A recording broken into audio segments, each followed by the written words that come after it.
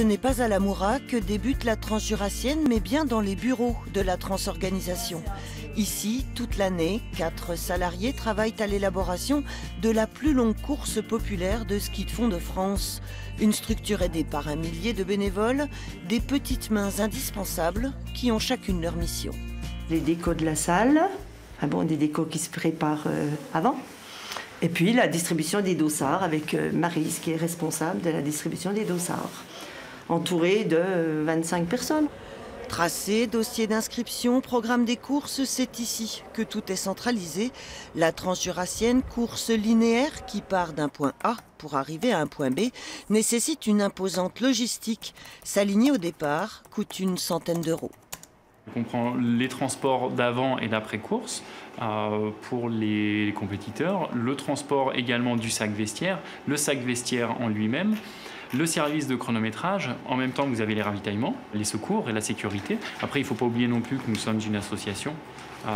Nous ne sommes pas là pour faire des bénéfices, mais à minima, nous sommes là pour essayer de ne pas perdre d'argent.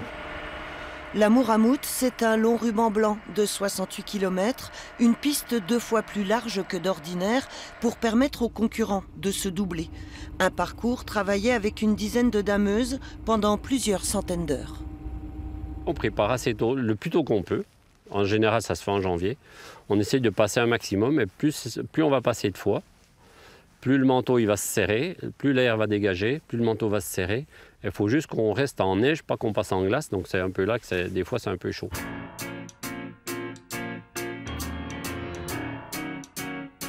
Depuis 40 ans, la Transju fait chaque hiver parler d'elle. Ancien membre de l'équipe de France de ski de fond, Pierre Salvi a été de toutes les éditions. J'ai été pris comme chef de piste dès le départ, dès la première, jusqu'à un certain nombre d'années. Ensuite, je me suis retrouvé en tant que directeur d'épreuve, donc j'ai jamais pu la faire. Mais c'est frustrant, non? Un petit peu, oui. Des souvenirs de Transju, Pierre en a de nombreux, comme en 1989, où la pluie a causé bien des soucis.